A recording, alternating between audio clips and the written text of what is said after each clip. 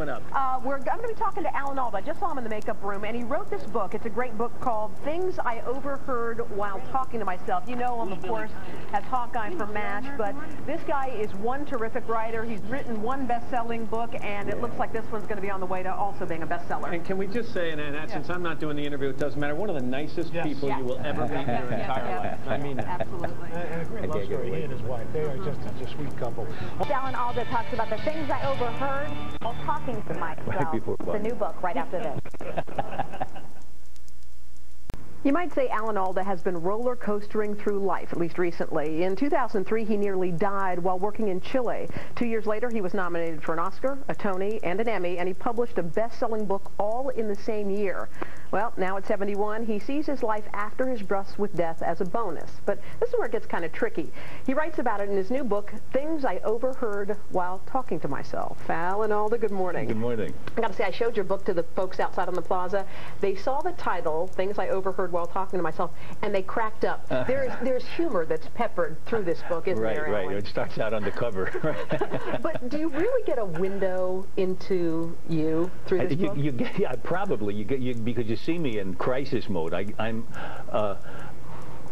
I came back from Chile and realized how precious it was to be alive. I mean, I knew that before. This is the funny thing. I loved being alive, and I was very energetic about being alive. I had big appetites, you know. Well, tell me about this near-death experience. What happened to you, Alan? Oh, well, I was on top of a mountain in Chile, and I was interviewing scientists in an observatory, and I got this incredible thing, a cramp in my stomach, and it was an obstructed intestine. I hope no one's eating breakfast now. But they carted me down the mountain. The worst pain you can feel, outside of, including childbirth, told to me by a woman who enjoyed both.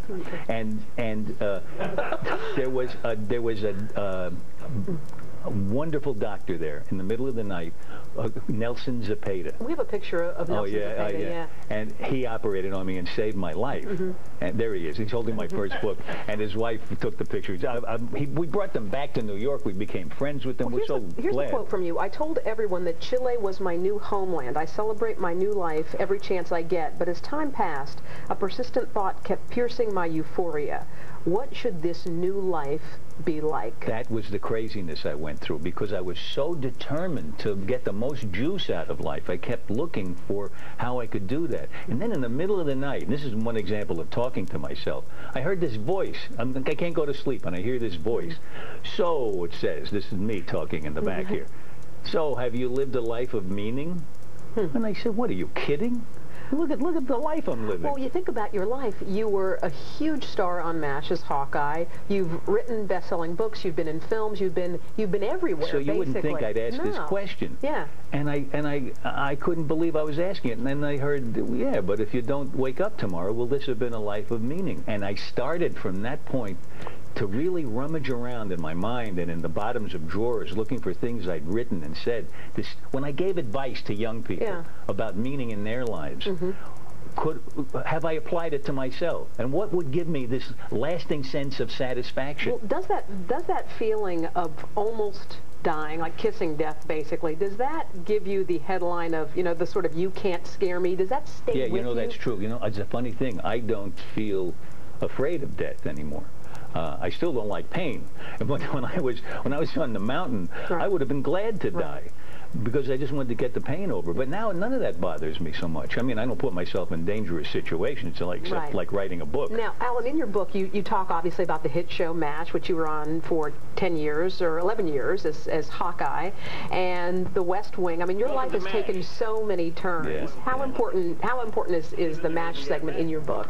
Well, it's one of the places where I tried.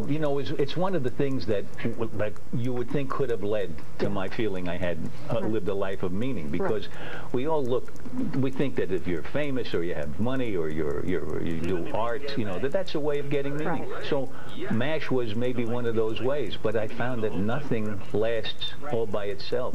It's a very complicated question. It's fun to read about, but don't go through it yourself. Don't do this at home. Alan, the book again is called Things I Overheard While Talking to Myself. You're so great. Matt Lauer, who said you're one of the nicest guys, is absolutely right. Thank you so much for a terrific interview. Thank you for talking with me. I appreciate it. You can read an excerpt from the book on our website at todayshow.com. And on my website, AlanAlda.com. And on Alan's website. All right, up next, Barney celebrates 20 years. Right.